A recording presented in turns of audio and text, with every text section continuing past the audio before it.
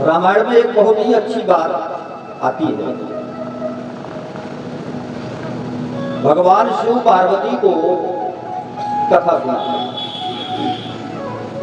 राम जी,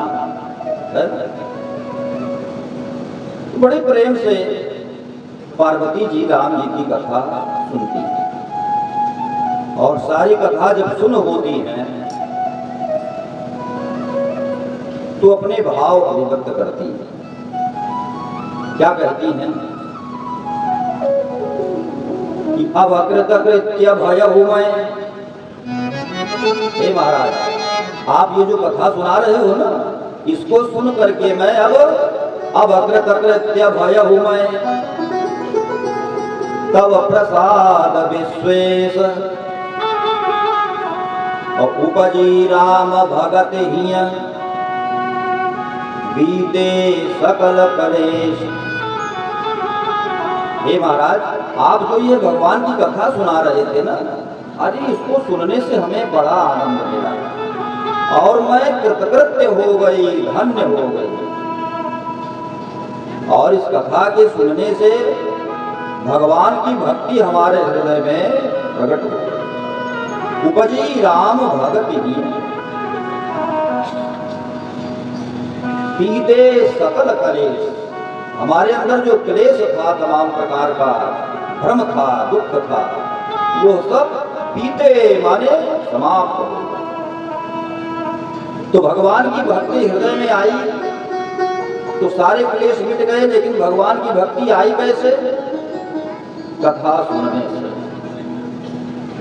बहुत लोगों को शिकायत रहती है ना कि हमारा भगवान की पूजा में, भगवान की भक्ति में इंटरेस्ट नहीं रहता है। तो वो इंटरेस्ट बढ़ाने के लिए आपको भगवान की कथा को सुनना चाहिए। और अगर आप भगवान की कथा नित्य नहीं सुन सकते हैं, मान लीजिए आसपास कहीं नहीं ऐसा संयोग बन रहा है कि हम भगवान की कथा में जाएं, तो अपने घर पर ही कोई भी ग्रंथ जो आपको पसंद हो, रामचरितमानस हुआ, रामायण हुआ, भागवत हुआ, महाभारत हुआ, कोई भी ग्रंथ आप जिसमें आपकी रुचि हो, आप उस धार्मिक ग्रंथ को घर पर स्वाध्याय के रूप में 2-4 पन्ना रोज पढ़ें, तो वही आपका सत्संग है।